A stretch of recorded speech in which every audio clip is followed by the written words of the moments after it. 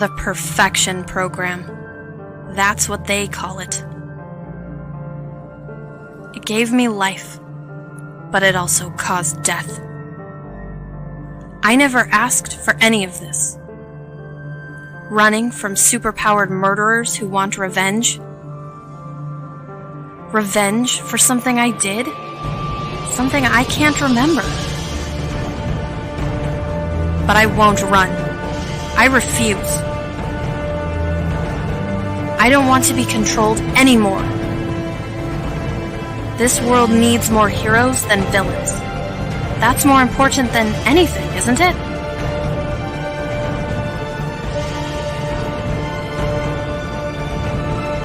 My existence has to mean something. It has to make a difference somehow. For Virgil. For Aaron. I need to be worth this life I've been given. I need to do what's right. Even if it kills me.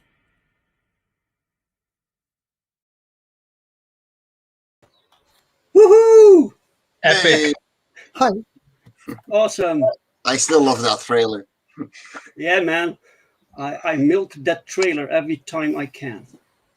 Hell yeah, you should. Man, it's good. Only one criticism I have is better audio quality of the voiceover. Audio quality of the voiceover. Mm-hmm. Fair.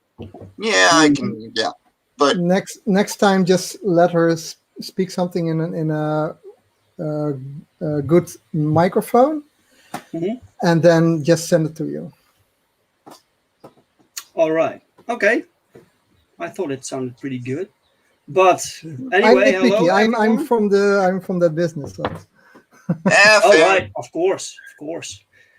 So, Pops is here. Welcome, Pops. Woohoo! Hey, Pops. Hi, Pops. Man. Welcome. So, Pops and is awesome. I don't think Pops has ever been in the chat before or watched it. I don't know. If he did, he would notice, hey, they are with 4 people today instead of 3. So, because today we are joined by Mike or Mike Jimmy. What do you prefer? I'm used to Mike. Mike. I put in the Mike Jimmy so people can call me Jimmy whenever there's another Mike in the chat. Really? Because it happens quite a lot. Oh, wow. I have to do that, man. There are too many days. Yeah, we have too many days. Oh, God, so, yeah. I never have this problem. Well, me neither. Well, I mean, it's Roland versus, Mike. Yeah. I think you can call yourself Mike G. Mike G. I'm in the house, man. Let's go. No, MJ. man, I'm MJ. Anyway, yeah, man. Glad to have you here, Mike. Yeah, welcome, Mike. So maybe some people don't know you yet. So maybe you can tell a little bit about yourself. Yeah. My name is Mike Jimmy de Bruin. I am the creator of Life on Cora. I am the creator of the publishing house Fairies and Ants. And currently we're running Life on Cora 4 on Indiegogo, which is our 11th publication. 11th already. Wow. Impressive, man. Yeah. That's impressive. Okay, We actually have to start doing a reprint of Life on Cora 1. I checked my box earlier, and it's the last one, and there's only like 30 copies left. Right. Okay. Right. We're waiting for a collected edition, like a paperback. Yeah. Oh yeah, no, that's coming. Don't worry. I'm probably gonna do it after either in between 4 and 5, because I still have to start on 5, or I'm going to do it combined with 5, so you can get the full volume like that. Is 5 the last one of the series, or? Oh no, I got scripts up to 10. Okay. And there's more coming. It's insane. My writers are absolutely insane when it comes to, these are the rules in my sandbox, and just go wild, and they rock it. And how many pages is it per book? 32. Okay, good. Yeah, you can do. Yeah, you can do 5, I believe. Yeah. Can you keep up in publishing terms with so many ideas and stories? Well, the thing is, like, the scripts are there. I added them as they come in, and then I'm like, you know what, they're ready to go. I'll design the creatures once, we go into the next volume or next issue, and just, keep up and keep rolling with it, keep working on it, and eventually they get done. Yeah, because you are the artist of your comics, right? Yes. And Let me show you an origin. I am the creator. I used to have a different writer. She left last year. But yeah, I am. Oh, yeah, that's the wrong one.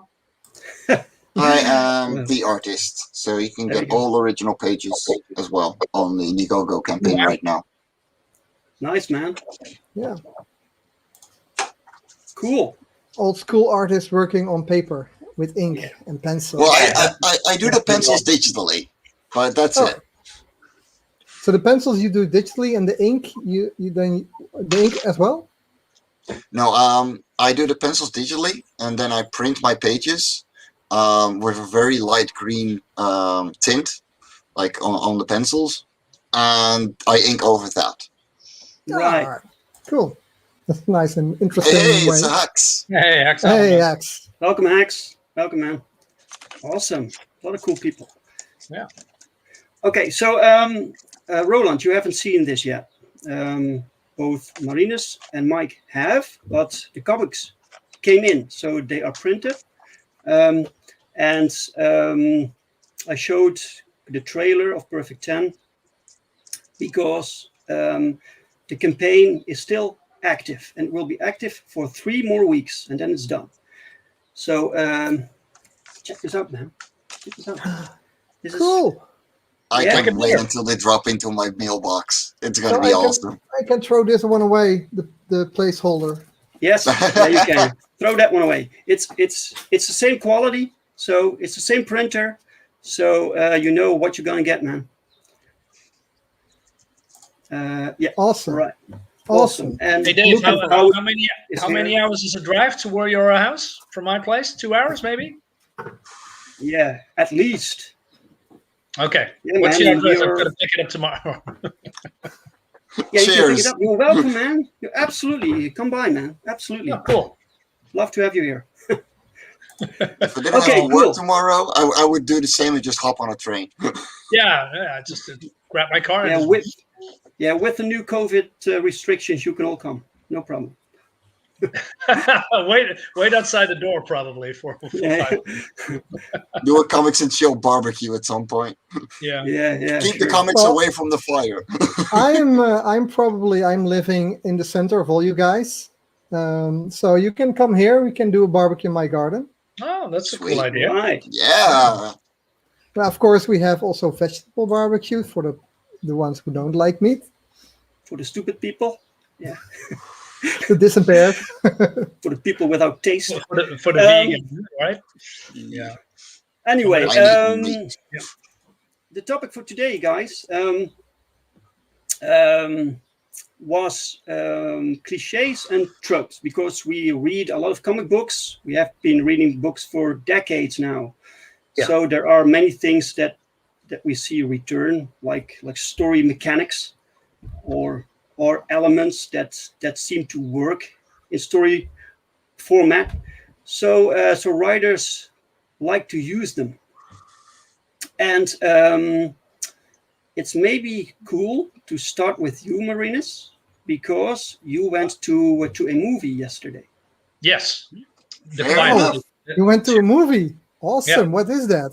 Exactly. Can you eat it? I forgot what it is. Well, this is something you can watch on the screen, and there's some, words coming out of the screen. Now, I went to the Quiet Place Part 2 because I saw the first one, 2 days ago, and it went in premiere yesterday with in the cinema near me. It's probably 5 minutes driving, and then I'm already there, and free parking, so that's a plus. And I was yesterday. There was only 4 people in it. Even better. Excellent. Yeah, it was great. Yeah, I like actually those great. private screenings. Yeah. So and I must say it's if you love the first one, you love this one. It's basically more of the same. I don't know. Do you see the first one, Quiet Place? Do you know what it's all about? The first one, yeah. I did, yeah. Yeah. I liked it. I liked the movie. I don't watch movies.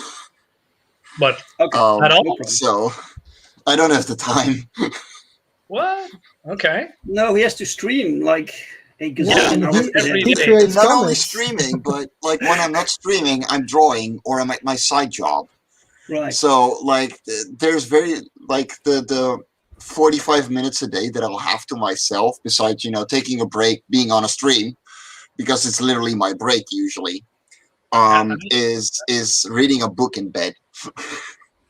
How's your social life, man? It must be zero, right? Oh no. You'd be No, Mike is surprised. very social. Yeah. Well, the thing is, like, I will go to a bar once in a while. I will go and then meet with friends. But, you know, I set my goals and I set them hard and I want to reach them. So I got to, you know, Yeah. Okay. take priority. Yeah. Well, I give that respect to you. I mean, I don't have that, you know, commitment. I'm working both. You know, I'm working on my script. I'm working with streams, with you guys, and I have tried to keep up with my social life because it's also not very good because, well, COVID and other reasons, and I have different times when I'm working. So mostly when I'm working at the weekend, my friends are free. So yeah, so that sucks. But Yeah. you're going hard, man. That's Well, I respect. have to. You know, the thing is, like, I am on top of the pile. Like, I got writers that are depending on me. I got my colorist who is depending on me on pretty much a living wage. So yeah, I gotta work my side job. I gotta keep making pages. You know, at least 8 a month, preferably 16, because I want to go by monthly. Really? But Okay. yeah, it's a goal I set for myself, and I just have to start working towards it. Creating comics is hard life, Martinez. It's really hard work. I heard. Oh yeah, I So heard. you're not afraid you're going to burn out? no. Like, it sounds a lot to make 16 pages a month, or, you know, at least 8.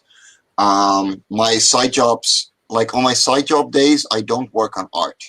I'll join a stream like this, like, you know, I did today. But for the most part, like, I don't do any art.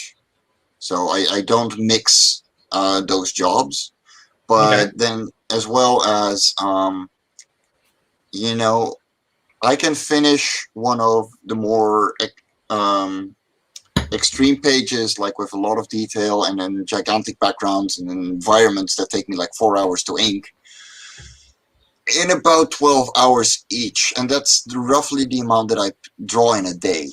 So all in all, it's just a day's job to get a single page done. Often more than one, because you work in bulk. Right. Okay. Now, well, before we go into the topic, I'm just having a question. You say bi-monthly, so how are you going to do that? I mean, it's not through crowdfunding, right? Well, no, but I already paid Alive for Cora 1 and 2 out of my own pocket. Yeah. And with conventions starting up, like in 2019, I started doing conventions. The first convention we made €26. The last one we made over 500. Right. So, and you know, I had in 2020, I had like 3 or 4 conventions set up every single month. It didn't happen, so I started going through crowdfunding, and I'm probably still gonna do Love and Cora through crowdfunding. But what I do is print them, because I found a cheaper printer as well. That helps. Print them, start the crowdfunding campaign. Because I'm already growing my following now anyway. You know, they're just gonna come back, because I'm not gonna lower any quality when it comes down to it. If anything, I'm just gonna get better at it and improve it. So, doing the crowdfunding on the side, you know, and going to conventions, getting a lot of money out of that because people really like laughing Cora for some reason, especially Dutch people. Yeah, it's a matter of growing it, and that means that I'll have to work 80 to 100 hour weeks, but every second of it is I enjoy, and every second of it is worth it. Yeah. Yep. Okay, good Yeah, answer. man. Yeah. Okay, Marinus. Yes. So, The Quiet Place Part 2, without spoiling too much, are there cliches or tropes in that movie that you immediately noticed? Yeah. Cliches. Well, when it comes this, okay. For those who do not know, The Quiet Place is about. This is the story. There is some meteors coming down on Earth, and they skipped that in the first part because it already happened. This is not really post-apocalyptic, but it's more like there are creatures, they are unkillable, and they react to sounds. So everyone who yells, screams, talks, walks on whatever, they can hear. They have very sensitive hearing. And those creatures have some heart out of shell, but they can pull off their faces somehow, and you see then the ears and the inner workings. So if they hear you, you're dead because they are coming from all sides. They're going to kill you instantly. So people, are underground or have, talking in sign languages, etc. So even if you, for accident, dropped a bottle, that's it. Then you're done. They are coming. They have super sensitive hearing.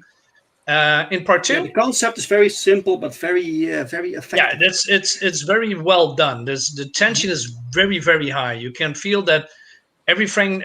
I mean, imagine, right? If you are sleeping and somebody's snoring, you're dead. Oh, yeah. Imagine that you have a rip a fart, you're dead, right? Yeah. Imagine, and there was a scene. There's a little bit of a spoiler. It was the woman. It's Emily Blunt, beautiful woman, by the way. It's one of my very beautiful. And she walked down the stairs, but there was a nail sticking out. They all was in the first walking movie, with bare foot. So that hurts. And she screams. Amazing scene. Yeah, but she screamed like something like that, right? So there's so much. I mean, imagine that in the real world, right? So if you are going to the toilet or you're walking up the stairs, every sound that makes a bump or a wrinkle or a glass shattering, that could be the decision of life and death, 24/7. So it's very tense, and I really like the movie. When it comes to part 2, they are instead of staying in one place, they go to another place. It's basically Walking Dead, but then differently, right? So they go into other communities, but there's a dangerous. Well, not really a community, but they are going to another place, and they're finding some kind of a safe haven, but also not really. And without spoiling anything, there's a guy. They are going to a place, and he says to himself, "Where is the creature? I don't see him anymore." And he's standing just in front of a how do you say, some kind I of know how this is going. Yeah. a kind of an opening. The creature comes up, grabs us by the legs, and yoinks, and he's dead. So listen, if a creature is chasing you, don't stand at the opening of whatever, right? Have you never seen a movie? Yeah. These people must watch movies. They know the rules. I mean, guys, have you watched Alien? Right. Yeah. And welcome, I mean, welcome, Mr. Phonic. Welcome. Hey, Mr. Phonic. Hi. Hi. And they all also leave the door. Well, it's not really a door. It's like a garage thing that you can, pull down. I'm not sure what the word is in English. No, it's a garage door. Yeah, it's some kind of a garage. They leave it half open, so that the creature can come under it. Why don't you close it? Just close it. But so that's a trope, but that's probably it. I mean, there is no. Well, there are people doing stupid things, but not as stupid as most quote unquote horror films, because it's not really a horror film. It's more like a I don't know, creepy film, suspenseful, whatever. Yeah. What? No face. Wait a minute. Potato. Don't use Yeah, you have a good webcam. Okay. Yeah, but those are really tropes, especially in horror movies. That the main characters needs to be stupid sometime Yeah. to create tension. But it's better to create tension while they're being clever. And I thought the first movie was pretty good in that aspect. Mm-hmm. So yeah, okay. So those were some good examples, man. Yeah, and I mean it's not very disturbing, and you know that people's needs to die because of stupid. But I wish they do it a little bit more mature or clever, right? Mhm. Instead of okay, here's a trope here or a things you basically expect, right? So Yeah. is there Well, another? that's a problem too. If you've seen a lot of movies, it becomes more difficult Yeah, to surprise you exactly. because you've seen it before, So they give it a different paint job, but it's the same thing. It doesn't have to be bad, Some things are good and there are good tropes. Right. Yeah. Tropes are being used because they work. So you cannot take away all the tropes and expect to have a movie that makes sense. That doesn't work. You have to have certain structures and Right. and yeah. So There was no eye rolling in that movie. It was No, not sort of like right. oh my god, how can And they then do that, right? you've done it right. Yeah. Like Yeah. that is at least the bar that currently I'm reading Wizard's First Rule by Terry Goodkind, who Cool. Okay. it's a 13 novel, 1,000-page book, 13 times that series that my friend gave me, and she's like, okay, you gotta get through the first 100 pages, and I'm sorry because it's cliche upon cliche of the hero's journey, but after that it gets good. And I got up to page 40 and I was like, oh my god, I can see where this is going. And it has, point for point point for point, it's the hero's calling, and you're the chosen one, and then it's yeah, okay, I get it. The writing is okay, but dear God, he's really rushing through all the cliche points just to get the whole series set up. Yeah. Mm-hmm. And it hurts. But cliches are a good thing because you got to keep in mind that, every 10 years you have a completely new generation that has completely new ideas of the world and everything. And they don't know those cliches. And you got to keep them in your stories and in your media in order for them to learn the lessons from them, as well as fill up the need of the things that those story cliches create. So yeah, we all know the fairy tales of the prince finding a princess sleeping and whatever, but without those cliches and the standards, we wouldn't be able to work our morals from generation to generation. Yeah, it's like the superheroes.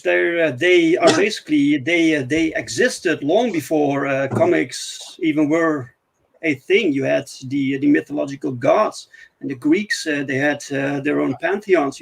So they had these superhumans to look up to. Exactly. And so the stories we read now are not new. No.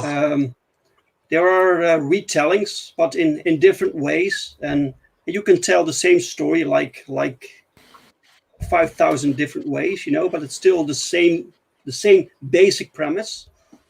Yeah. Okay, so There are only a few stories, story structures, right? yeah, There are only a handful.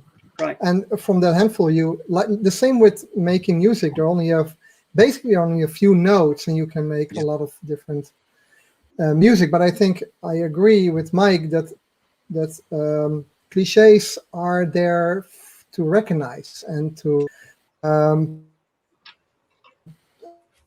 place yourself in a character or whatever. And it's the same with food as well. It's easy snack as well. You recognize it.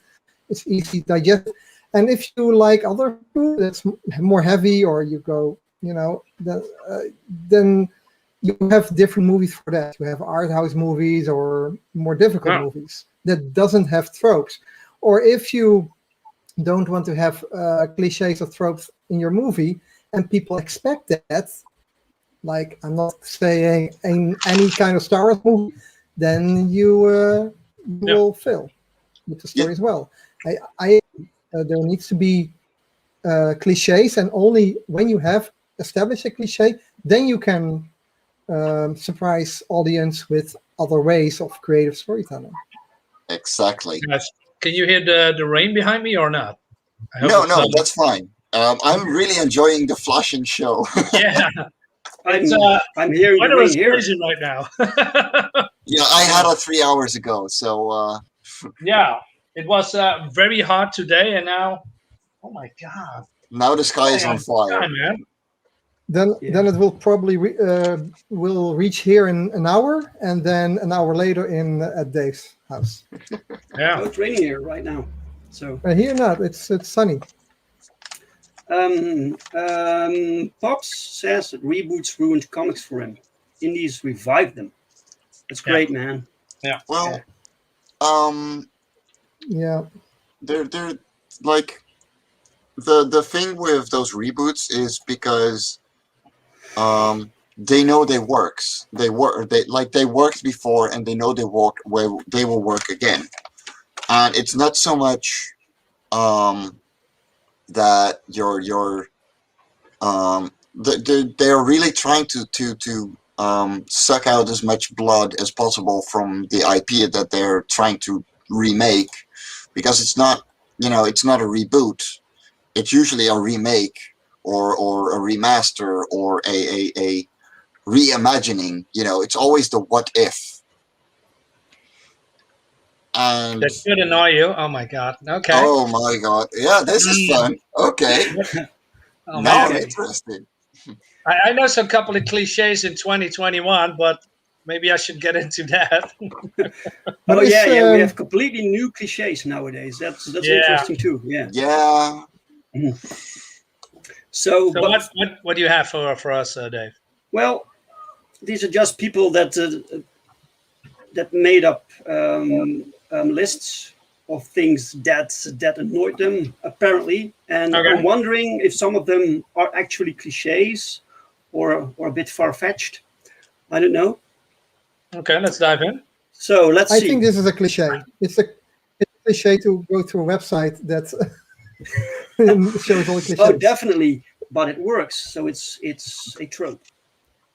Yeah. So the orphan origin story. It's a definite trope. You see the Lion King, you see it in Spider-Man, Batman, everywhere. And I have no issues with that at all. I'm not annoyed by those at all. No. I don't think it's overused.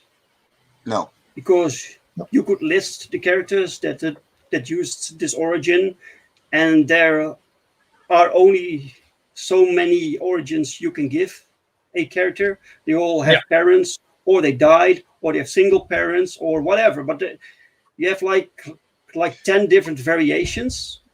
So eventually you get this story somehow. Well, almost all of the Disney movies. Oh no, go ahead. I'm sorry, Go ahead. Mike. I thought Go ahead. almost all of the Disney movies were, with single parents. Yeah, or orphans. Yeah. It's How yes, it's a trope, but it what do works. you think about the it's I'm not sure if that's a trope or a cliche when Barry Allen, and Nora Allen, his mother, died, and then later, much later, it was revealed that the Reverse Flash killed her just to get the revenge on Barry Allen. So he went You back in mean time, killed his mo- mother. Yeah. you mean retcons? Yeah. Retcons. Yeah, that's something different, I think. Yeah. Yeah, that's going down a different branch, really. Yeah. But The same with the I think the same with reboots. Retcons can be a good thing and can be a bad thing. I agree with my reboots. You can spice things up, but you need to do it correctly. And a lot of reboots are done badly. A lot of reboots are done good. oh, And if they keep the spirit, for example, but still update it into modern times, it can work. The same with retcons. If you, come on, I'm glad they retconned the Spider-Woman origin because that was already complex as hell. I don't Maybe the even know retcon it. didn't help, but Okay, so they make a new stupid origin. yeah, probably. yeah. Well, the thing with the orphan origin story is that writing parents and the family dynamic is hard. And so if you want it to be about your main character and they are not orphanaged, it's really hard. If like a character that didn't come from a broken home or or a traumatic experience, why would they change anything in their life? They don't need to. They live their happy lives without an issue. They don't want to. And the only place so far that I've seen that done well, where the main character was fine up until the catalyst, where not even anyone died. They just got it dropped into their lap like this needs to happen, or it doesn't matter how much you don't want to, you have to do it. Is Frodo in Lord of the Rings, because he was having the most wonderful life as a simple hobbit, and though yes, he had the blood of an adventurer in it, like he had the blood of an adventurer, From the he side. had no need technically to go on the quest to destroy the ring, up until Gandalf knocks at his door and goes, "Yo, we gotta head out."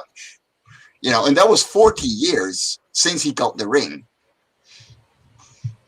In the books, at least.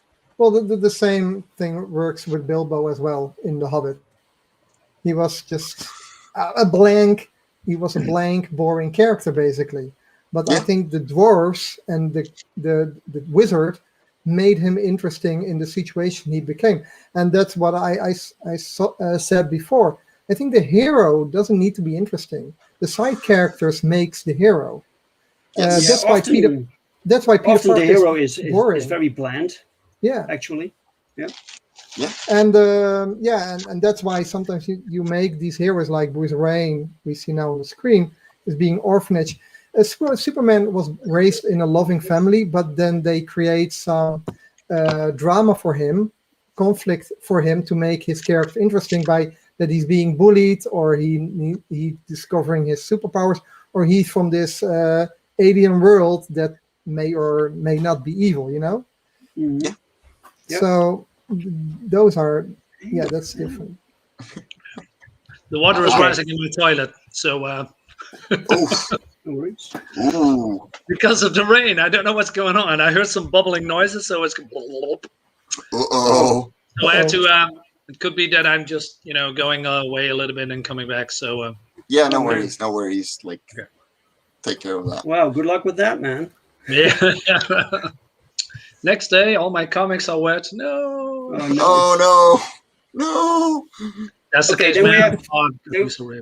then we have the next cliche is the lab accident. So you have a character that gets superpower from some sort of accident, which is very common in superhero.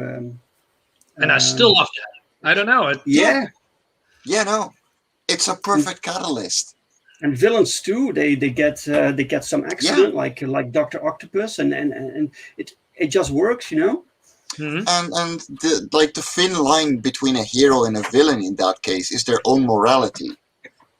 And that is what the story is about. It's not about the catalyst. It's about how the catalyst gets used within their own morality.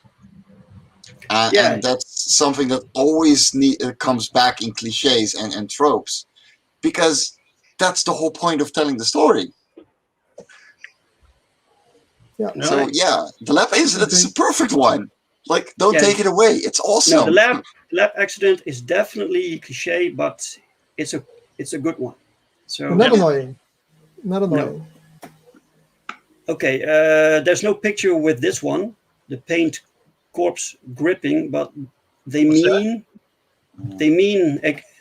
a comic book where a hero dies and another hero holds them in grief. Oh yeah, like the Superman with the Supergirl in Crisis things, and the Cyclops with Jean Grey. But I think a lot of these things are homages and are kind of. You had one. I think you already have Jesus with holding Maria holding Jesus. That's the Art Pinkel, the first one basically, and Leonardo da Vinci painted some, and I think these things work. It's also use of color. You use red to have some anger, in the environment, and use cool colors to have tranquility in your story. So those things always work in psychology in your mind. Yeah, exactly. This is a cliche, but it works because it refers to basic principles, to basic emotions that every human has. So people do this. People grab people that died. It's normal. You can call it a cliche because it happens a lot. Yeah. But that's because people do these kinds of things. It's calling out empathy. That's what it does. Yeah. I mean, when cliches are okay because it works. Yeah. I mean, when Gwen Stacy died, on the bridge with Spider-Man, cursing Green Goblin, that was emotional. I mean, it was a little bit too young, when that already happened. But I don't know. I just was a fan of Gwen Stacy, and then she just died instantly, and that was at that time was more rare. It was not like today that superheroes and supervillains instantly come back, every time. And Gwen Stacy, is she still dead or is she still alive? Is there a clone? Something? Let's keep it that she's still dead. Yeah. But speaking of, let's pause here. So, what is a trope that doesn't work? A trope that doesn't work. Yeah, or a cliche doesn't work. Well, the dying and resurrection constantly. Yes. Yeah, right. That negates all tension. If people don't actually die because at some point writers wanted to bring back these characters they loved to write, but the shock value of them returning quickly dissipated when it happens like 10 times, and at some point it's a rule in this comic book world that dead people always come back. Yeah. So it doesn't work. It's better if you write a story where you already know you're following your hero. You know he will never die because it's the hero of the story. So you would think there is no tension what happens to your hero. But if you write a story that the hero is in a really big trouble, almost dies, of course, the hero will survive. But the way of writing you can make it extra. You can still make it very engaging. Look at Craven the Hunter storyline for Spider-Man. You know, Spider-Man is never going to die, but it was such a good story because, and you don't need the hero to die to shock value. The shock value is more how would he come out of this situation. Right. And another cliche that really bothers me, and I think they should retire, is the chosen one. Oh yeah. That really bothers me, man. That's, Yeah. Before you go any further, I just read that Doctor Strange will be killed off by Marvel Comics in September. right. Speaking of dying. Spoiler alert. Yeah. Spoilers. Well, no, why? No, this is in comics, right? This is not in movies. So, Still. yeah, okay. Well, it's not really a spoiler if it's already on the news for whatever. There. Yeah, but that's the thing. I don't care, man. No, Yeah, I mean, either I don't care. be replaced by a woman. I mean, a lot of news. The mainstream media takes over news when important character dies, but he will be resurrected in a few months' time. So it doesn't hold up, and he's probably gets replaced by a woman of color or something. Dr. Voodoo. He let can me be start. replaced by Dr. Voodoo. It's a Marvel Oh, character. that would be cool. That would be cool. Yeah. Fucking. I mean, I like that because that's established character, right? Yeah. And he's black and he's cool, but that's probably not important for. Let's not dive into that. Yeah, okay. I don't like this one. Fucking rooftop stalking. Which one do? Okay, you don't like that one? No. Yeah, Batman does a lot. No. Rooftop talking? Is that? I don't know. Stalking. The one that's Like on the screen Batman. right now. Yeah. Like Batman. Yeah. Yeah. Every hero almost does. Yeah. Every hero. Every single one of them. But Batman does really creepy. Batman is not well in his head. He's a crazy guy. No, but that's cool. That's why he does what he does. Yeah, but you know, you can apply it for one character that always does this, that fits him, like Batman. You know, you see Batman's silhouette on the roof, and you know shit's going down. Yeah. So, but if you do it constantly with other characters, then it becomes not a part of the character, but just another trope. Yeah, it could lead into a villain reveal. You know, first you see the villain standing on a mountain in silhouette, and it with a hoodie on, and 5 minutes later it takes off a hoodie, and it's your mom. Yeah, like Scooby-Doo or something. Yeah. Yeah. Okay. This writer thinks that comic book heroes who don't have special abilities usually have to make do with weapons, a lot of them. So he thinks some heroes carry too many weapons. Cable. Yeah, well, it's well, you know, he has superpowers, right? Cable is a mutant. Yeah, he has superpowers. Yeah. Well, I don't know.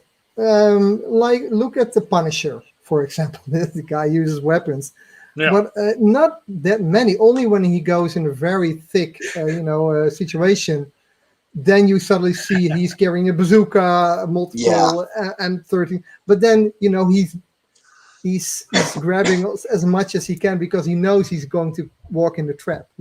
Right. But he doesn't walk around casually with a lot of guns. Just usually 2 handguns and a rifle, right? Yeah, but that's Punisher. I don't know other characters in that sense. Cable, you have Punisher, Deathstroke. Yeah, but maybe. Yeah, but that. You mean Deadpool, or do you mean Deathstroke? Yeah, both. Yeah, Deathstroke. Yeah, he's a walking arsenal. I don't know. That's a good question. I mean, does he have overabundance of weapons? I'm not sure. I don't think so. Apparently. Hey, Ryu. Hey, Ryu. Apparently, we don't really care that much that we find this annoying because we have to think about a character who does that. Yeah, exactly. I don't think it's cliche. I think it has to do with with certain characters. Yeah. Do that. So Yeah. that's it. Okay, the final speech. So the villain is about to die, the villain is about to kill the hero, and he gives this grand speech. That's pretty cliche, right? Yeah. Keep it, please. Keep it. Give them their moment of glory as they die, because you That's know why they are right villains. after they're gonna die. And if you really want to just shock value, you kill them like halfway through the speech, because that's the fun of it. Like you need to know, like that is the point where you learn their intentions, where you learn what their gigantic plan was all along, and yeah, no, keep that. That's it's it's hilarious. Second of all, every single one of those villains can just hold a white cat in their hands and go, yes, and this is how we will kill you, Mr. Bond. And it will work. Yeah. No, True, but true. I do think it's a cliche, and It is. I think it doesn't have to be. It can be written differently, so you already know the motivations, or there's a grand reveal, and at some other moment, Yeah. they do it for the tension often, and to give the moment more gravity, and sometimes also to give the hero a chance to escape, Right. It's bad which is writing. really stupid. It's bad writing. to That's be the stupid honest. version. Yeah. I think it's lazy writing. You can set up a story, sprinkle hints here and there. You can have explanation somewhere else, more early in the story. It doesn't have to necessarily be in the end. So maybe there you can know in upfront that there's more, you need to fight for, not in the end. I don't know if it suits the character, okay, but yeah, I think heroes can be more selfish than villains sometimes. It usually always comes down to how did the writer handle it, because there's very few villains who won't have this gigantic ending speech. It's a trope, it's a cliche, That's true. but if you can make it work, and we're gonna come back to that argument all the time. It's if you get a good writer, they can talk your latest run to the toilet the most amazing thing in the world, and then still it's subjective on whether you think it's good writing or not. Yeah, of course. Of I course, think that's always. every cliche has the possibility to be good if handled well. I don't think that's the discussion. It's more about what are cliches? Do we need? Are they overused? And this one I kind of think falls in that category. I agree with that. I think you should try to avoid this situation when you write the story. Okay, so we have the fight and become friends rules. Oh yeah. So a man and a woman hate each other, and then, for example, they become attracted to one another. That's pretty cliche. That's true. But that's you see that in these rom-com movies that the women like, that they meet this obnoxious handsome man, and things happen, and they get together, and beforehand they get together, so it's not a surprise, but it's the journey, and some people like that. Yeah, I think the journey is more. If it would be in one comic, they fight. Then at the end of the comic, they suddenly are like romantic involved. I think it's too short. There's no build up. It's unbelievable. If you look for Batman and Catwoman, it says here, but also for Spider-Man and Black Cat, it took a long time to tell the story.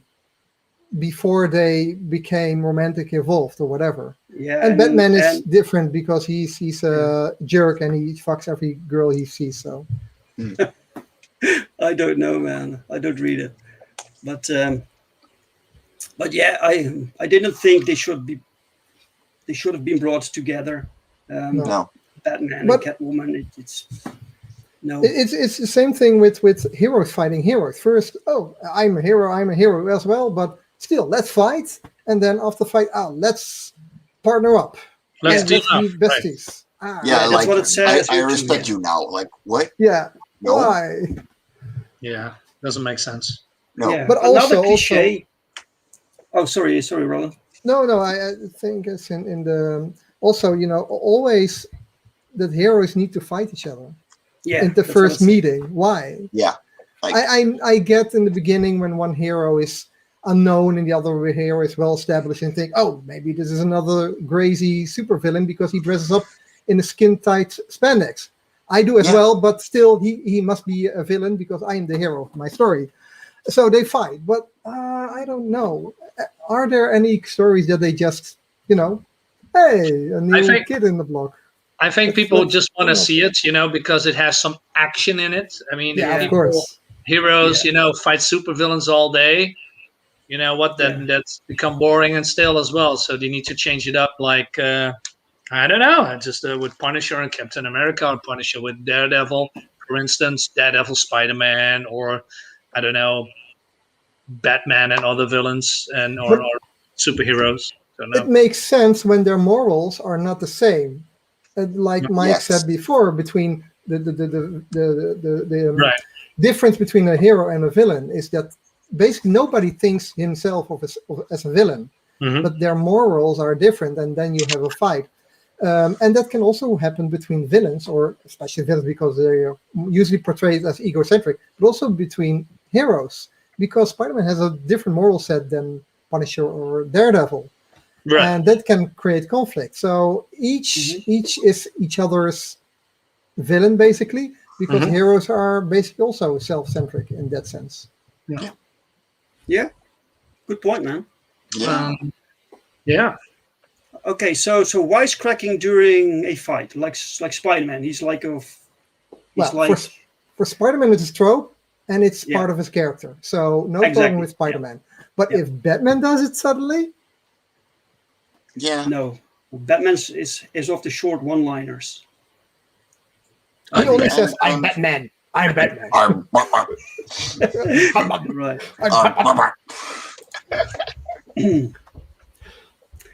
Let me see. Ryu says, normally I don't like rom-com movies, but I did like The Ugly Truth because it was actually funny. There are scenes in there you can't make anymore these days, right? I've seen that one with Might the have guy who also sometime. played in 300. Gerard Butler Sure, yeah. was in there. Yeah. Yeah, right. Yeah, I still- wisecracking. No, No. No? don't. It's, When you watch a Marvel movie nowadays, it's all wisecracking. exactly like I Yeah. stopped at Avengers 2, and I was like, yeah, this is no longer for me. No, it just irritates me. Every movie, hey, let's make a funny, just like Yeah. Loki. It can Yeah, take away the tension. Usually the one-liners I kind of get annoyed by. I think wisecracking is fine, but it depends on the situation. When it's really dire and really dark and serious, don't wisecrack. Don't make a funny. Then it will take you out of the situation. Though. Right. Keep the tension up Yeah. when it needs to be. Mhm. Yeah. Exactly. So the problem isn't really the wisecracking, but it's more the placement, the Yeah. Yeah, The timing. it's- Yeah. Yeah.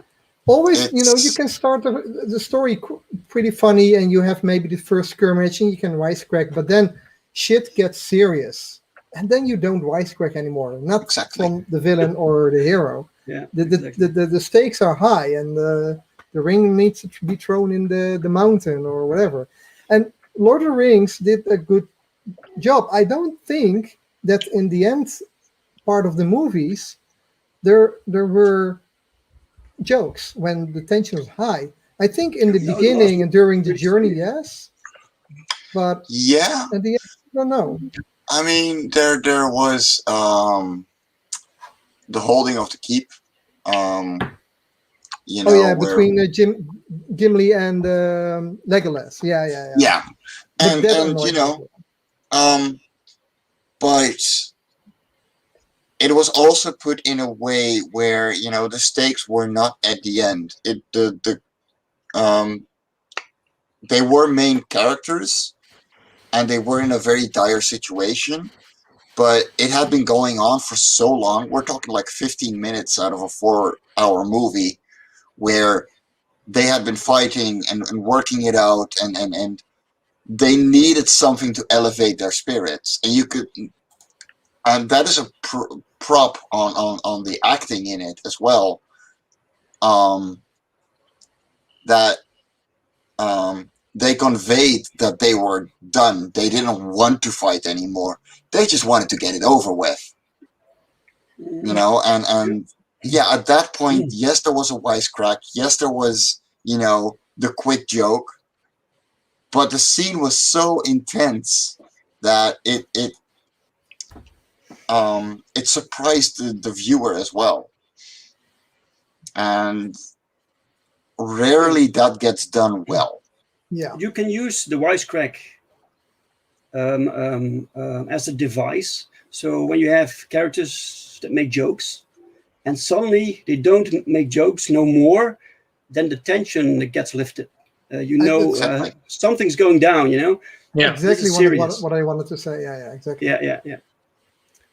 Okay, so the next one. Sorry, Marinus, you wanted to add something? Well, I just want to talk about modern problems. I call it problems, tropes and cliches. Do you think there's something now in the last 5 years that is very cliche or very tropey? Yeah, Probably not a word. Okay, give me your thoughts. Everything.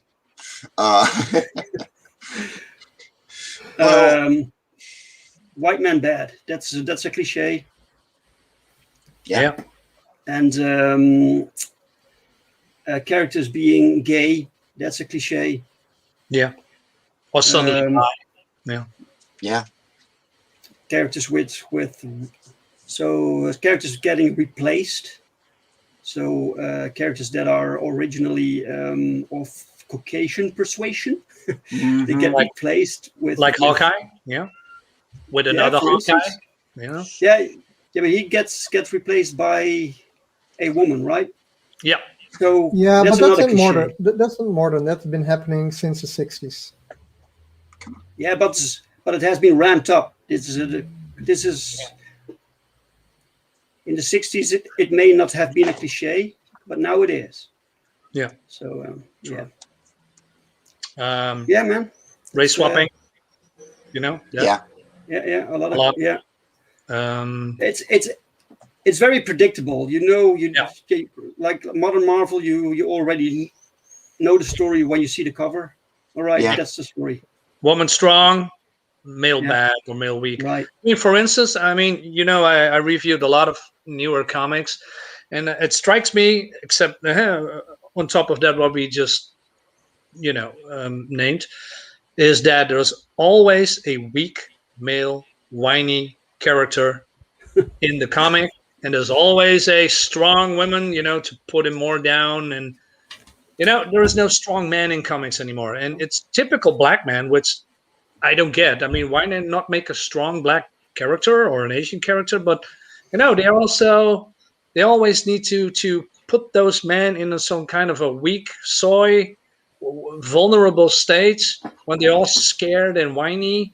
And now it's the women that are, all tough and hard and not. And they all love the science, by the way. The science is also, I mean, it's kind of a different category of cliches.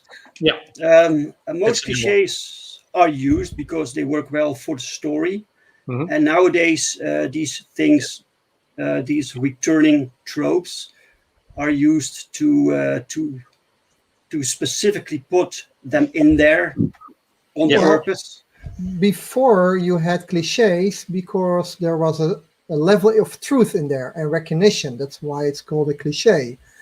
Now I have the feeling they kind of forcing cliches upon us that are not cliches yet, or they wanted it to be Yeah. cliches.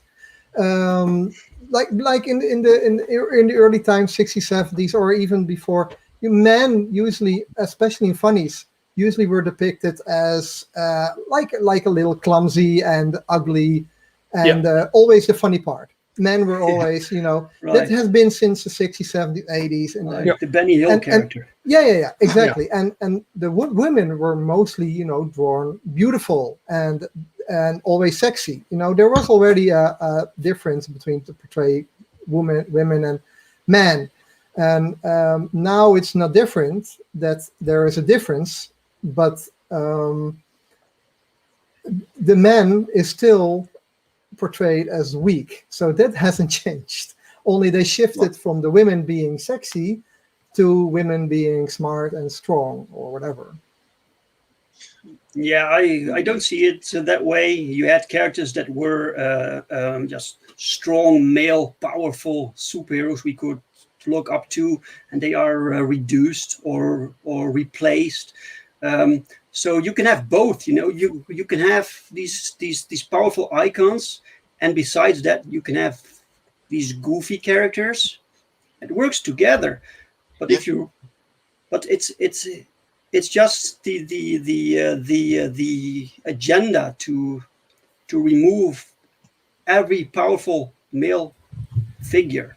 I agree with you, Dave. If you think back on the He-Man series, the old ones, and the She-Ra series, He-Man was a powerful character, and all his female heroines that surrounded him were also good and powerful. He had one goofy character, which was his lion or the small wizard, which was also kind of thrown. But you had She-Ra on the other side, kind of a female He-Man, but she was a different character. She was not replaced. They were siblings or related. And she had as well a wizard, kind of the same color scheme as Orko, but she was also drawn not sexy, and she was goofy because there was more female universe. So I think those are perfect examples how to do it well, how to both write engaging characters as well, female as well as male. You don't need to swap, replace, whatever, and you can depict women as well, clumsy and ugly, as well. You can depict men, clumsy, ugly, as strong, and women as well, strong. So I think that's a perfect example how you can do it right. And that was in the 80s, for crying out loud. Yeah, there is no balance no more. It's all one-sided. Yeah. It seems like what I feel is that they feel. What I feel is that they think there is no diversity, or that whoever they is can be everybody from a minority or whatever. Red hair people, blue-eyed people, brown-skinned people, Asian people, whatever. I talk about they in a specific tribal sense. That's it. But they always wanted to want to have a representation, and they think they are always underrepresented. But that's not true.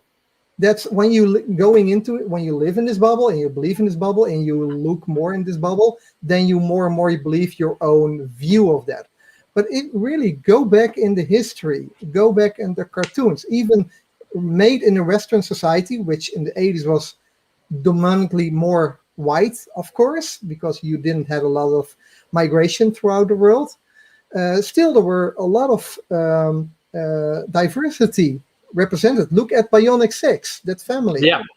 Come on, it was also in the 60s. And they are crying, no, we never had it. No, we never had a powerful black superhero. I know.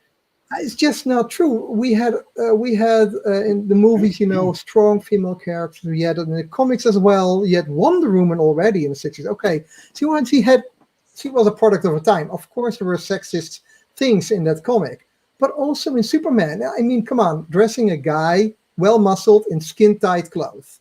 Yep. How is that not sexist? Come on. So it works on both sides, and I think it's just over exaggeration. I never mind. I never minded that superheroes had these tight costumes. I just like seeing the muscles and Yeah.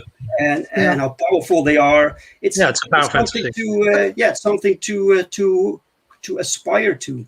But it is weird, and media helps with it. I remember when these Barbie dolls came out, and there were these women or these certain groups from America, because the Americans are more sensitive to certain things than Europeans. They say, all these Barbies are slim and tight, and that's not a way how women should be portrayed. There's no realism in there. But then the other side, we had He-Man dolls. They were fucking muscular as hell. Yeah. Yeah, man. Nobody told man, that's not a realistic way for men to be So it is society that helps to create certain tropes in that sense, or cliches that are not necessarily there. Yeah. And then Amen. you suddenly need to make a thicker Barbie doll. Okay, do we need to make a skinner He-Man then? Oh, Yeah. come on, guys! You I just use I just- the cliches that women can be sexy, men can be muscular. Yeah. If you want to have a muscular woman, fine as well. There's probably audience for it. But you also have a skinny superhero guy. So for everybody, there is a taste. Yeah. Yeah, but to be honest, right? There is the most popular show. Let's tell it how it is. The most popular TV shows, movies, when it comes to those body types, is beautiful men and beautiful women on screen. Always, yeah. There's a reason why people love those people or actors or actresses. I mean, they want to see something that, if you let's say, if you have a body type that you are not comfortable with, that could be very skinny, that could be very fat, or in different ways, and you see the quote unquote ideal of what society needs to be, but those tropes, those images is since day one. It has been in the Roman Empire, beautiful man with very muscular, with all the shapes, with the breast armor, etc., and the breastplates. Females are very feminine, etc. Those are the things that is going through history all the time, and it's probably never going to change. Well, now, the thing is, it's always changing. You had with rounder women, you had the Renaissance were more attractive than skinny women. So it always changes. You see it in the last 20 years, how, in the 80s, I think in the 80s, very skin, and the models, very skin, almost bony-like women were kind of perceived as attractive. Mm-hmm. And now not anymore. Yeah, but now it's the other way around. A Now body cannot keep it's up. okay to be big, but it's bad to be muscled or bad to be skinny. That's bad to look. Yeah. It's bad to look masculine, and not that it's bad to be muscled. It's bad to look like you could dominate someone else. Yeah. Well, And the I thing actually is- want to go back to the first point real quick. The reason that the most popular things on television and TV shows is with people that are handsome and pretty, is because you literally get a chemical reaction in your brain when looking at someone who is attractive. Whether you feel comfortable in your own body or not, that is literally the reaction. So that's what people like. That is why actors need to be handsome. That is why they have to be witty and quick and believable. Because there was this series a long time ago from James Cameron called Dark Angel, and I thought the series was pretty silly. It didn't really interest me, but I kept watching, man, because of of the main actress. She was absolutely gorgeous. Jessica Alba, by the way. So fair. So it's also marketing. People like what they like, and now they try to manufacture things so you have to like something else. It People are doesn't more work that way. People are more egocentric. They only like what they are themselves. Yeah. Yeah. Well, Because- I'm not Jessica Alba, but I like her. So Yeah, but Yeah. there are a lot of She people was my neighbor. nowadays that are they kind of. I don't think if it's a mental thing but a lot of people don't. They only want to be represented. They don't want to, I don't know, see things to look up for. Even if it's unrealistic, you always want to have something to reach for. You know. Well, And, for instance, I don't sorry. know. No, for No, instance, when it comes to comics, sorry I interrupt you, Roland. No, But I understand.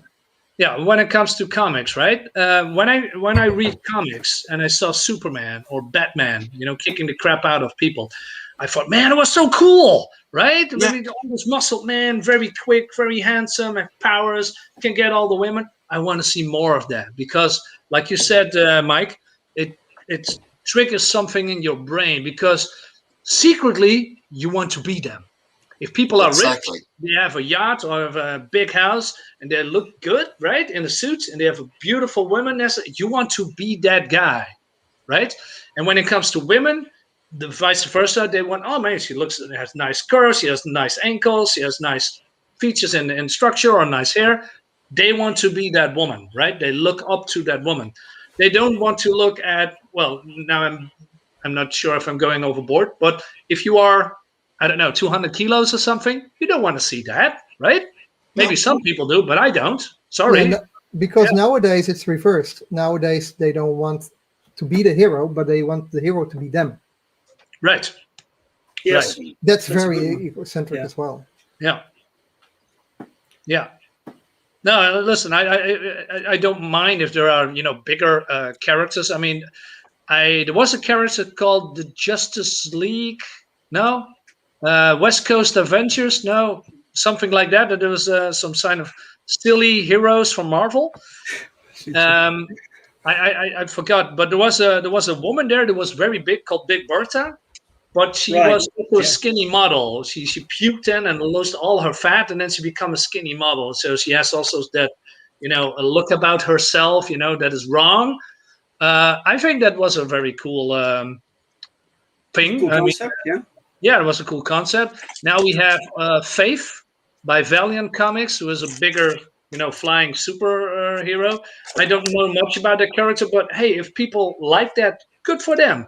That's I good. don't. Exactly. I like my guys muscular. I like my women small and sexy. Small like in small waist. Yeah, and the thing is, Marine, is like you said before, you have characters you look up for, or you Exactly. inspire. That's why you like to watch probably your favorite sport athletes, because you like and support them, and the same with comics. And then it doesn't matter. Then it transcends sex, it transcends skin color, it transcends ethnicity, it transcends everything, because you can admire the Black Panther because he's strong, he's witty, he's smart, he's a ruler, he's a king, benevolent, a good king. If you want to have this hero become you need to change everything on this hero.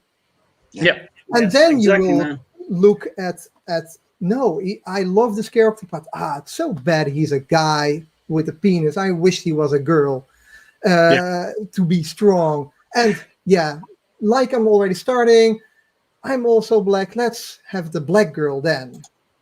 But, if it needs to work the other way around, you need something to aspire. And then it doesn't matter which skin color, which ethnicity, whatever. Actually, isn't important the skin color or how you look like. I mean, no, it's not important at all. That you want, just like Ryu said, James T. Kirk from Enterprise. Man, he was a womanizer, and I'm not looking up to him because he was a womanizer. I look to him because he was everything that I wanted to be. He was a hero. He was a good leader. He has care for his friends and his crew. He does everything to save the people that he was in that episode. Yeah, and he gets the girl because that's who he is. But it's the complete package, right? Yeah. So And I mean, you see it also in the movies that, the guy gets the girl. And there's nothing wrong with that, right? But secretly, I wish I was that guy. Yeah. That's the What- fantasy. Yeah. Yeah. One thing I'm hearing myself say as well, and I already hear people asking me, okay, you say this that you want to be your hero, that you really love to read, and it doesn't matter skin color, it transcends No. everything. At the No. same time, I answered a question a few weeks ago if I would like to have a black Superman, for example. Mhm. And I gave an answer, but I didn't really thought enough about the answer because I was more thinking he's an icon, and like Mickey Mouse. But Mickey Mouse changed as well, and so why shouldn't Superman change? I think okay, that's okay to change, but there is a bit difference between a mouse and Superman. That one is very fictional and toony, and the other one has a kind of footing in reality. And so I was giving the answer, but okay, so you don't want to have this black Superman, but you like this black Spider-Man, right? I said, yeah. So is that not a conflict of your explanations? No, because the Black Spider-Man is another character. It earned his keep. It had his own build-up of the character, and just to Yes swap or no? Yeah. race, it's too easy. I would love a Black Superman if he had a proper origin story. Right. From the tough difficulty childhood he probably had growing up in a very violent America. That intrigues me. If you have a Superman that grows from there, kind of. Well, I already have a Luke Cage, which is for me a Superman already. Right. Then it builds up, and then I don't mind. But just to throw in color for something where it's recognizable for already more than 70 years. Yeah. I think that's Well- different than Exactly. if they The- already the- started with a character like that, like Black Panther, Luke Cage. I want to be Luke Cage. I want to have this thick skin. I want to have this private investigator as a girlfriend. So, Yeah. Well, People nowadays can't relate with characters that have thick skin. yeah. Well, Yeah. that's actually a good pointer that you gave on between Mickey Mouse and Superman, because yes, Mickey Mouse changed, but Is he the black? character did not change. yeah. It was the design that changed, and so the thing with making a black Superman isn't so much that his design is changing, it's that you would have to change the entire character as well. So you're taking something that a lot of people love and look up to and try and change it into something that fits your perspective without looking at theirs. I think that's fine if they start over, but not just change it from already established character. Exactly. Hmm. Right. That's why I love the Miles Morales Spider-Man. He's a different character than Peter Parker. He's more Chevy still, and he lives in now society in Harlem or something, and being a Latin American, it's not easy. And Nope. it's the same as Peter Parker in the 60s. He was a dork. He was a nerd. In the 60s, nerds were being bullied. It was not easy being a Peter Parker in the 60s, as it's not easy being Miles Morales in nowadays time. So then you can relate, and then you have kind of this reboot or reimagination Mike was talking earlier about that works. But just if you just have Peter Parker and then just give him a different, I don't know, it like feels to- unbelievable. Yeah, honestly. I'd like to bring up a comment that Ryu made. The problem for me is not so much the cliche itself, but the character arc. And that modern characters almost do not have. Yeah, but that's logical because they are pretty new and they need to develop and evolve. Well, I think Spider-Man had a character arc in just 12 pages. The first issue, his entire origin story is a character arc. He takes a lesson, he learns from it, and he becomes a better man. So you don't need years of build-up to do that. That is true. Thanks for you for that comment. Great. Yeah, very good one. Okay, what do you think? What this writer here says with taking up the mantle? Basically, he means legacy characters. I'm Which fine with are- that. Yeah, perfectly fine Fine. with me. Yeah. Is a Yeah. cliche. Nothing I- wrong with it. I was so hoping they would have done this with Star Wars. I was really hoping that the heroes would somehow give on their legacy to the new characters. They just fucked everything up. Those Yeah. movies. Yeah, they could have folded everything together, so it just blended into the next storyline. But they had to kill Han Solo already in the first sequel movie, so they couldn't reunite the heroes from old to pass on the mantle. Mhm. Yeah, I don't know. They could have given more legacy things from the Yeah, prequel they had no movies. plan. No, Yeah. They just had no plan. which They- is weird. You have movies, you have writing teams, you have lots of writers working on a movie. They can fill each other. If one writer misses something, another writer will add on. And then you look at Michael Bendis. I'm not the biggest fan. I used to be a fan. It's all over the place here, this guy. But the thing he did right, Miles Morales picking up the mantle of Spider-Man in the Ultimate Universe. That was written well. Mhm. So, and that's one writer. Come on. Well, Hollywood, the- come on. what you get with writers, and especially plural, is that the vision of the original creator, like of the original writer, gets completely convoluted because there's too many captains standing on the ship. So things get flipped around and then moved over, and then a director changes and everything goes in a different direction as a whole, and the writers have to fix that. And suddenly you get a convoluted mess that nobody knows what they were doing with, because at some Yeah. point there were too many people trying to do the same thing but not being allowed to push their vision. Yeah, but that's a lack of leadership. I think you always have to have one lead writer or a director, the one that has the vision. You need to do that. But the thing with artists is also the directors are sometimes, these have these artist things. They want perfect, just want to have their stamp or their P on the project.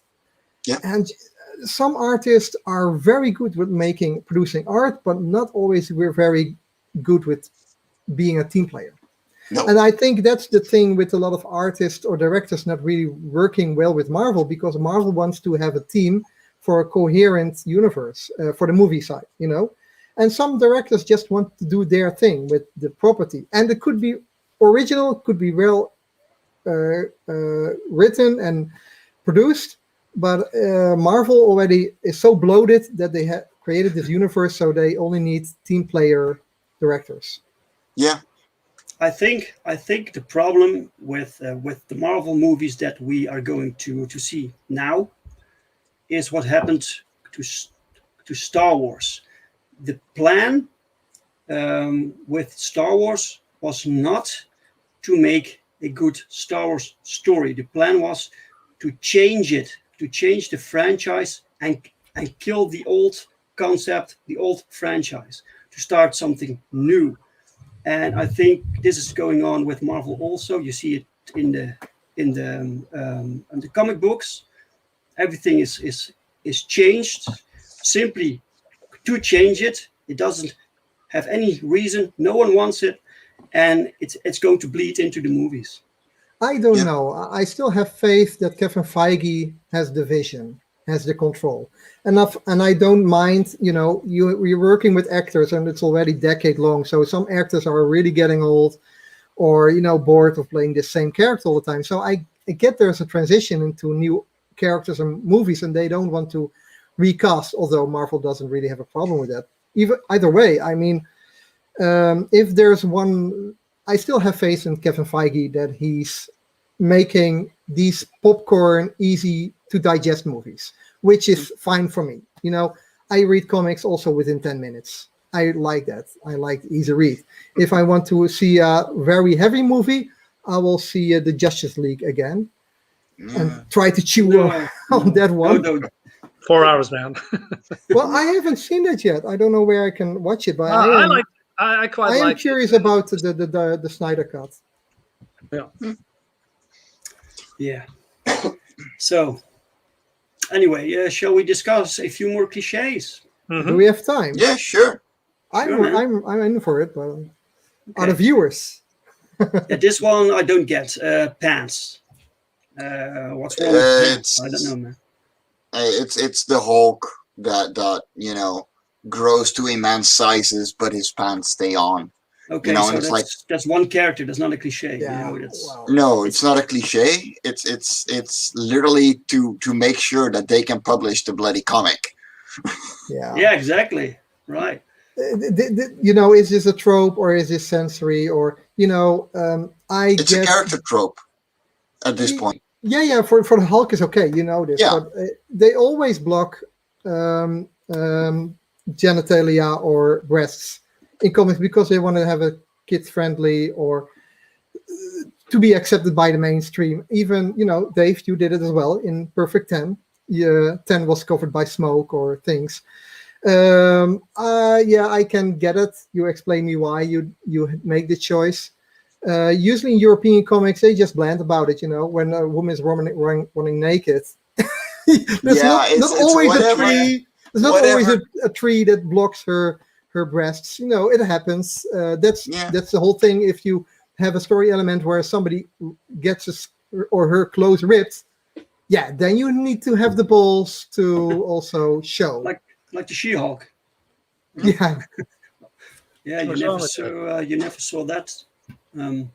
But I get. I was working on this television series, and we had this animation series, and we had a woman dreaming that she popped up naked in her work, and her work was a daycare, and we designed the nipples. We animated the nipples on her, even animated some bush hair, and then the big producer went back. Now we want to cover this up. So we had these. There's already a plant. So suddenly we need to put in a plant here with a leaf hanging over somewhere, or cut it a bit lower.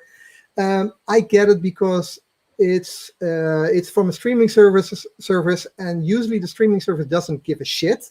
It's not a streaming service; it's the producer who gives a shit, and they want to show this series also in other countries where they are more sensitive, like the US, like Arabic countries. They're very, nudity is already.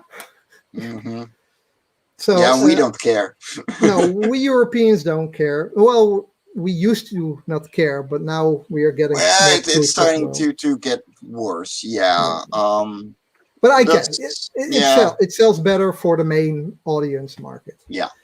Even though it was advertised, it's an animation for it's an adult animation, not an animation for adults. No nudity, no sex. It's just more adult themes, Yeah. But still, that went too far. Okay, so do you think they should put adult themes like nudity and sex explicitly in superhero comics? Well, you have superhero comics that do that. But if you like that, you do it. But it doesn't. It's not necessary for the story. So if it's in the way of the story, don't do it. These Dutch movies always. There was always a nude women or a nude guy. Yeah. And I love it. I love it. Sometimes it was just for the nudity because the director they love to film nude women. But again, if it's in the way of the story, just leave it out. Don't make things overcomplicated. But if it's necessary for the character or for the story, then just show it. If it's give me all the boobs. Yeah, exactly. Every day. All day, every day. Okay, next cliche. Days of Our Lives relationships. So, You mean I don't like know, man, you Spider-Man and need- Mary Jane, something like that? yes. Yeah, man. Oh, that's literally the one. Yeah. I cannot stand it anymore. In There was the so- beginning, I think, okay, that's cool, but then I don't know, man. The whole relationship, Mary Jane, Spider-Man, it doesn't do it for me anymore. I think Spider-Man was the most fun when he was single and dating other women like Black Cat and whatever, whoever that he dated. I instantly forgot. Yeah. But I don't know. It just I know this is the character evolved into being more than that, but at the same time it made him, for me personally, boring. If there's an Well- interaction between him and Mary Jane, I'd just check out. he was already boring character anyway. But I don't know. I started reading Spider-Man really with collecting when he was married already, and I know I kind of for me it's different because Spider-Man kind of grew along with me. I know he started in the 60s as a 16-year-old guy, but when I was picking up, he was kind of the same age as me, kind of. And now, so it made sense for me to follow this growth in the character. And I didn't mind that he would marry. But I think Marvel agrees with you, Marinus, because they did a convoluted, stupid move to try to get him not divorced, one more but day. separated with one more Mary day. Jane. Yeah, exactly. Awful. I think they should have stayed married, but yeah. Well, that's the comic that for me that was okay. Now it's over. I'm done. Done with the whole Spider-Man. Yeah. It was not fun anymore. I don't know. Even when they did After One More Day, I think they fucked it up so much that I lost interest in Spider-Man as a character. And even now, I have still trouble to get into Spider-Man, to be honest. I don't like the villains. I don't like the setting. I don't know. I mean, Jonah Jameson is now his friend, and it's. I think they are very directionlessness, but that's just me, right? On the other hand, when it comes to Superman and Lois, Clark Kent and Lois, I think that works actually in comics because why? Lois is more her own.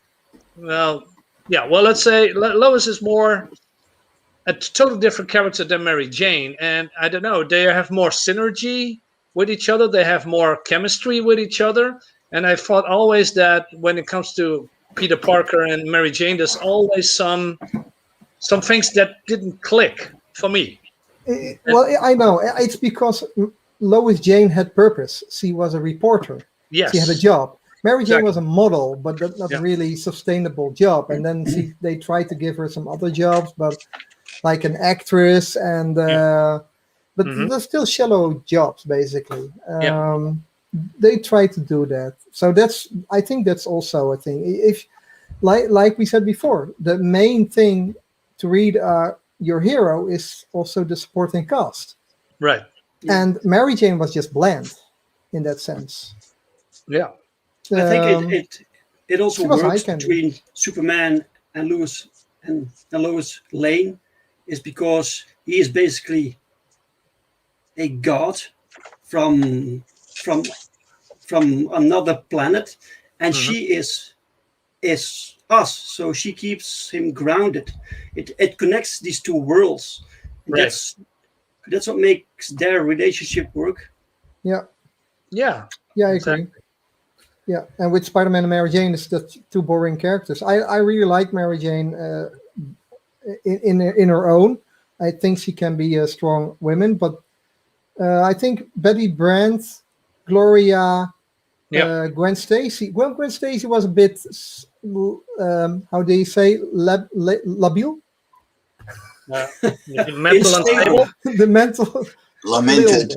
or maybe more Lamented. emotional. But Yeah, she only I like- survived until the 70s, so Yeah, we well, I didn't like know about like- her character creation. exactly.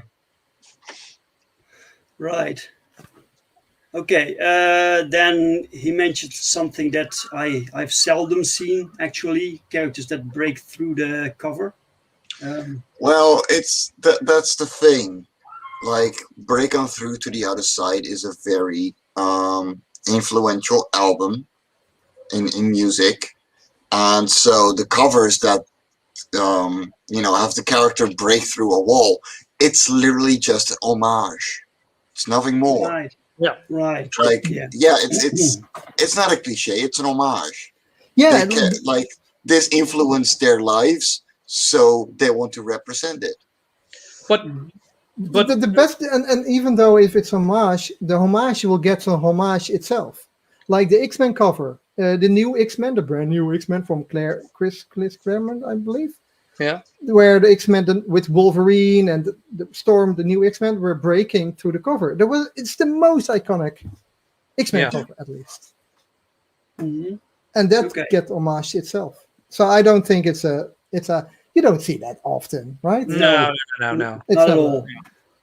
But this writer also is afraid of boobs. He has a problem with the female. Of course. Yeah, come If on. there Of are course, female this was characters, you can coming. expect to see boobs. Boobs in Okay, no clue name what modesty name one is. new modern female heroine that has big boobs. I mean, Miss Marvel, the blonde one, has one-time big boobs. Gone. We have She-Hulk has big boobs normally by John Byrne. Gone. We had I don't know. The white one with the circle at the chest. You mean Power Girl? Yeah, Power Girl. Well, they are still here, but not as big as they used to be.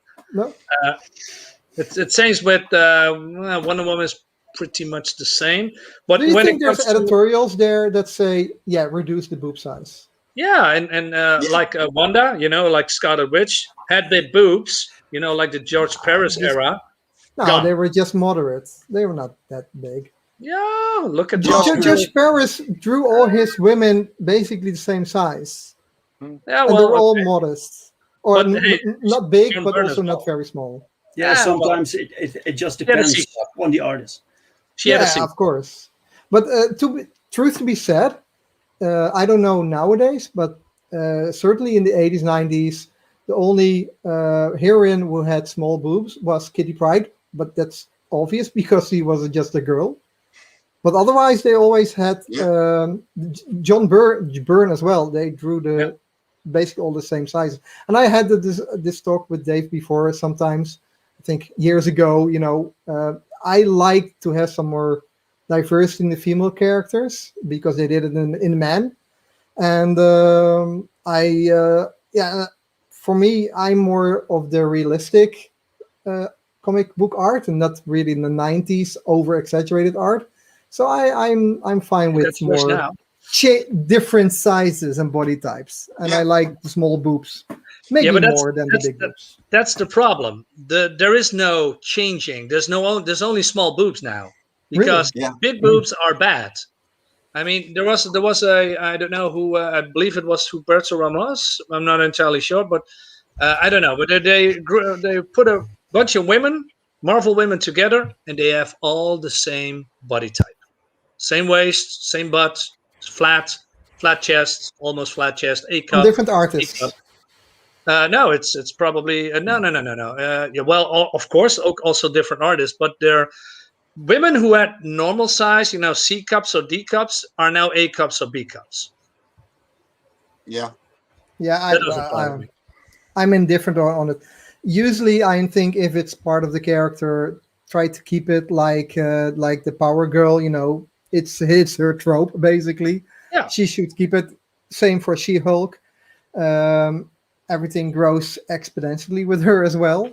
Yeah, sure. But and I think I don't know. I know. I was following the X-23 series, the Wolverine clone, clone. Yeah. And she started with the X-23, and as a girl, girl sizes. And recently I picked up, or not recently, a year ago, I picked a book up with her and Deacon, the son of Wolverine, Wolverine. And she was like a real woman with big boobs, fully grown. I think, that's a shame. I would have liked her to progress maybe more slowly, like the time does in comics. Yeah. But apparently, according to you now, she has Boo production as well. I don't get this discussion. It's the same when we had these superhero movies coming out, Spider-Man and Superman, and the mainstream media was focusing on the crotch. How big is the bulge in their skin type? Come on, guys. The trope is more that, avoiding the male gaze thing, because that's a thingy. Because, look at what Scarlett Johansson said now. Because when she was in Iron Man 2, she was portrayed as sexy, and now she looks back and said, "Well, yeah, no, that we cannot do anymore. That was wrong, right?" No, and, she didn't say. She didn't say that was wrong. She said, "At that time, I was young. At that time, it's more than 10 years, 15 years ago.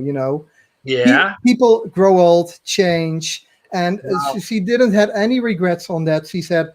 Yeah, at that time it was, also for myself. It was for me to justify, the body. But now she's grown older. She's probably more wrinkly. Things are sagging, hanging. She's been pregnant. Of course, it changes a human perspective of him or herself as well. So you can still have no regrets what she said. But then she said, "Yeah, now I'm looking for more roles that have other qualities in characters." That's cool, but that's not the message. The message is it got to me as the message. No, not for me. Look, she always played different roles, and when you play a superhero, superheroes are known for being powerful or sexy. It goes with the genre. So these actors are picked because they look good, She should be lucky. Well, she's not complaining. Really, I don't think Marine is really, or at least I read her message differently. She played the role as a naked alien in this movie. So she has no problem with nudity or sexiness. She knows she's sexy. She's also a very good actress, and she picks also other parts. She also picks just a part just to do the voice. Nobody inside. So she is. I think she's a badass actress, and she can change her opinion. And I think she would choose a sexy role if the role is right and fulfilling for her. And that changes from time when you grow up. Yeah, well, I'm not disagreeing with that. I think we have probably a more different views of what she is saying, because the whole sex is bad things in comics, sex is bad things in movies is a trend now. But what people are forgetting is that Scarlet Witch, I'm sorry. Scarlett Johansson? Scarlett Johansson, indeed. Black Widow was, at that time, was a very sexy, she was a spy. She used that sexiness to lure and defeat villains. That was her thing at the time. And she was openly, coming out that she's using her femininity to get what she wants. That was a part of her character. But that somehow people forgetting that and say, well, you were sexy then, and now it's bad.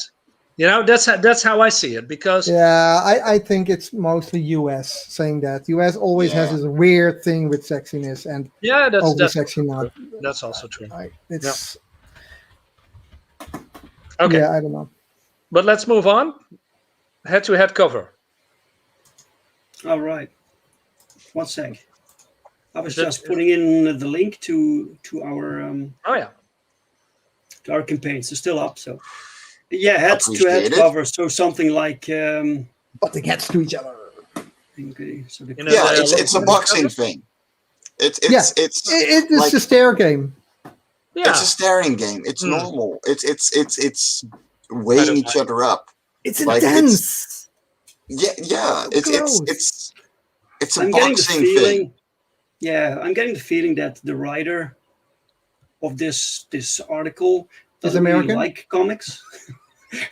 No. No, she doesn't. What's this? Why is this in the? Is it a her care? Is it a her writer? Is the writer probably? She or he? Look at the credits below if there's any. I'm curious. Staff writer. That's a strange name. Yeah. It's S writer.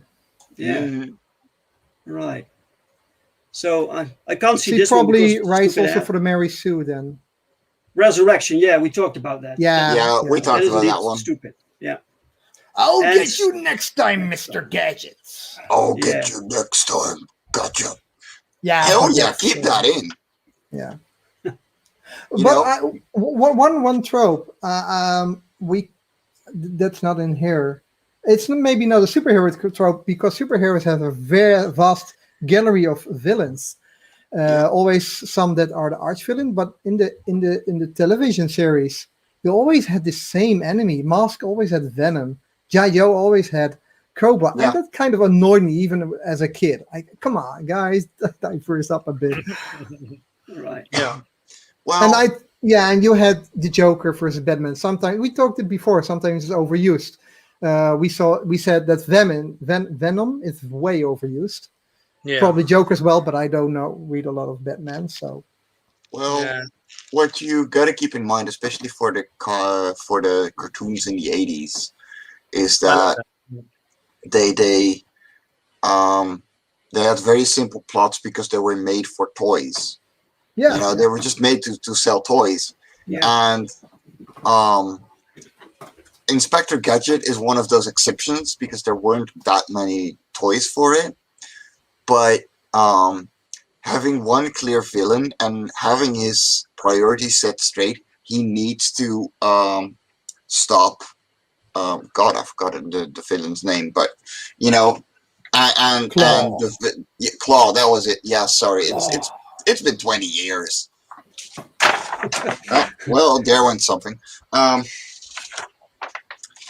The thing is, like, yeah, because you had such a clear enemy in the series, it was very easy for kids to understand and to follow, and they didn't care about the villain all that much. They cared about the antics that the hero put himself in through the efforts from the villain. And yeah, it's a product of its time. You know? I like it. Yeah. I'm very curious about the new He-Man series being developed now. It will suck. Yep. Well, it looked good. Yeah. It be looks good, honest. but it will suck. Just give it a chance. I don't know. Oh, I'm gonna give it a chance. And of course, we'll look with adult eyes and not with kids' eyes, so that will be different. Trust Hey. Kevin Smith, people. I can see I mean- things with By the kids' way. eyes. If No. if I liked something when I was 12, I like it now. Yeah. you know, I can watch Adventure Time any day. Yeah. Well, to be honest, I wasn't really a fan of DuckTales in the 80s, but I'm really a fan of DuckTales now. Oh The yeah. new one.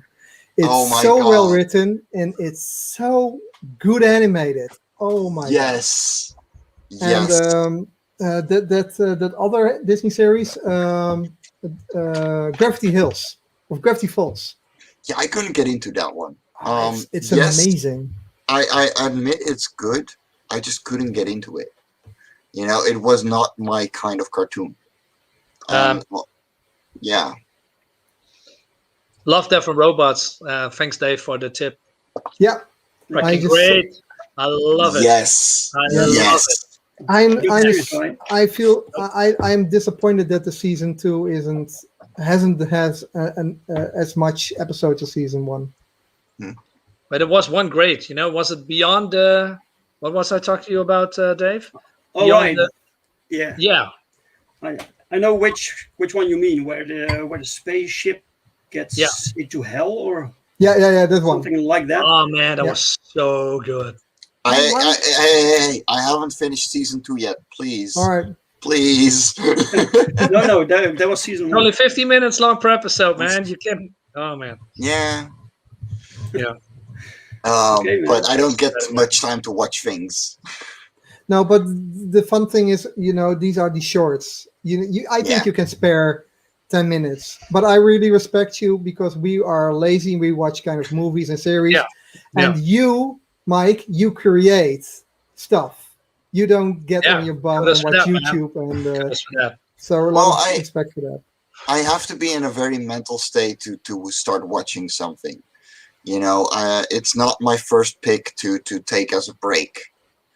So like, yeah, I don't really like. Yes, I enjoy enjoy watching things, but I have to be in the mindset like, okay, now we're actually going to sit back in this chair and Right, watch right. something. Yeah. Yeah, yeah. The same Agree. goes for me, and I'm very selective. I didn't Yeah. watch WandaVision. I didn't watch The Falcon and the Winter Soldier. I just Nah. don't care No. much, No, and I really don't have the time. I rather spend it writing, Yeah. Me too. making my own things Yeah. instead of getting aggravated by by stuff they made for me that's just stupid. Hmm. Anyway, finally, are there still some tropes that we need? So good tropes. Um, We need continuing with the shrinking. The hero shrinks. You had that in every series, in every episode, happening to every hero. Shrinking Yes. needs to stay there. all right. Okay. Um, I love shrinking. the Yes. the body swaps. I also like that. That the villain and the for one episode, not for a long time. No. We can body swap anytime with a women or Right, a right, man, right. and I love how these things. The one time they loop, the day you loop time in Yeah. one day. Those all also needs to continue to do that. Groundhog Day, stuff like that. Yeah, Yeah, totally. yeah, yeah. I agree. What more did I love the tropes they used to do in the comics and series? Well, one of the tropes I kind of like is that the hero is clearly the hero and the villain is clearly evil. And like Yes. He-Man and or the Thundercats with Mumra, those contrasts. I Let like the that. villains be villains. Exactly.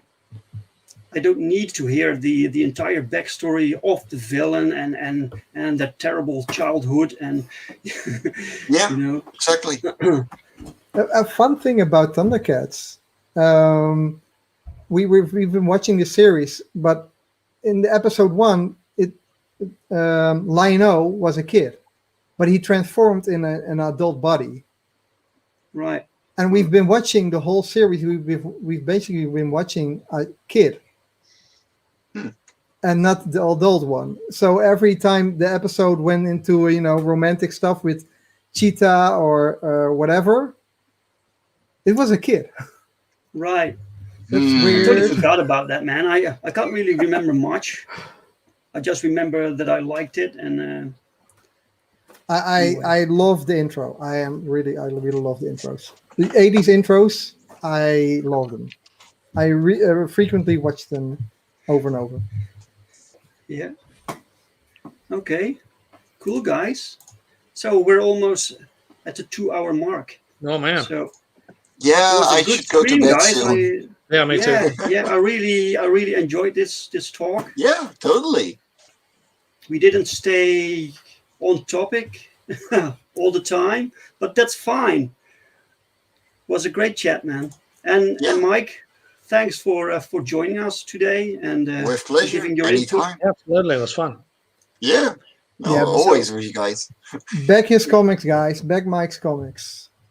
I Yeah, like yeah, this yeah. guy. Send me the The, comics. um, Mike. We crossed 2,000 euros earlier tonight, so Wow, I'm excellent, man. I'm excited. Congrats. Really love the art, and I really love the very the purposed color palette in the art I've seen. Yeah, I wrote essays It's really upon cool. essays on world building on it, but the thing is, because we only have 32-page strips, you only get one introduction page with every single issue, with a couple of lines on how the world works, and then you're straight into the story every single time. So Right. like it's very character driven rather than 32 pages and 16 of them is like, and this is how the gravity works and this is how this works. Like No, no, that's boring. You can do indeed world building through the character exactly. development. Yeah, so guys, really back him up. Cheap shipping to the United States, the United Kingdom, and within the European Union. Free shipping in the Netherlands. Woohoo! man. Awesome. There we go. So the link to Mike's campaign is in the description of the video or in the chat. And you can also still back Perfect 10, which will be active for 3 more weeks. And Marinus has a campaign for Blackhart Manor, and that link is also in the description. So you can check those. Damn, those I out. feel the odd one out. I need to have a project. Make a campaign, man. I need to game Hit me up less with a and submission. I'm watch open less for movies. submissions. I'm actually open for submissions for my publishing company.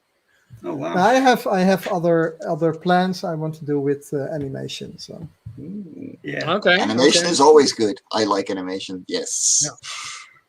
Yeah. Okay. Well, I want to thank the chat for being here and watching. And if you watch in replay, thank you very much. I hope you enjoyed.